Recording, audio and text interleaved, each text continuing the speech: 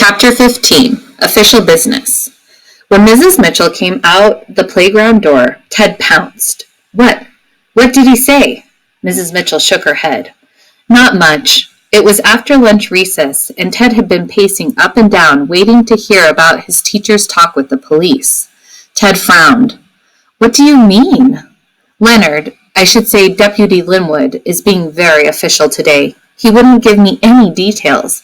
He did say that he had gotten a call about a disturbance at the Andersons' place last night, and that he went out there and took care of it.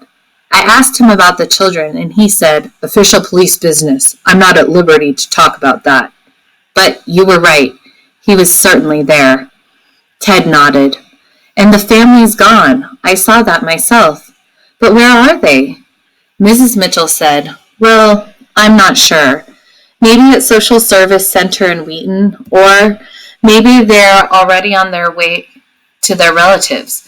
But we know that there are good people taking care of them now, and they'll have enough to eat, and everyone will have a safe place to sleep tonight.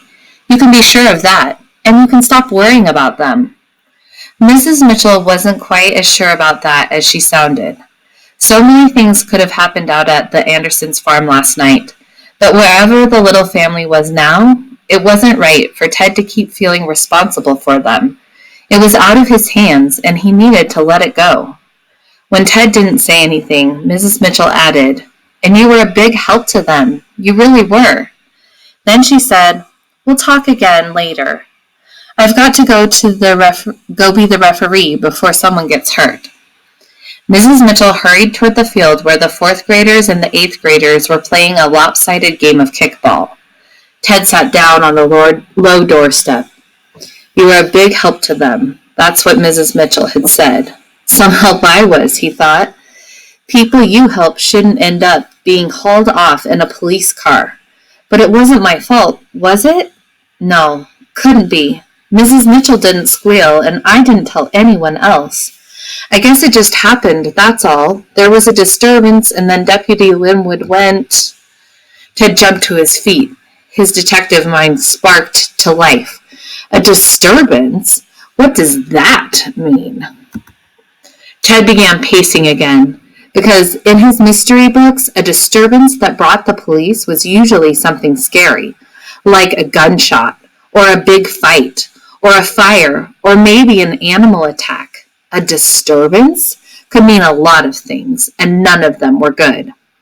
It was great that Mrs. Linwood had talked to Deputy Linwood, and Ted was glad April and her mom and her brother were safe somewhere. But he still wanted to know what had happened on Thursday night out at the Anderson farm.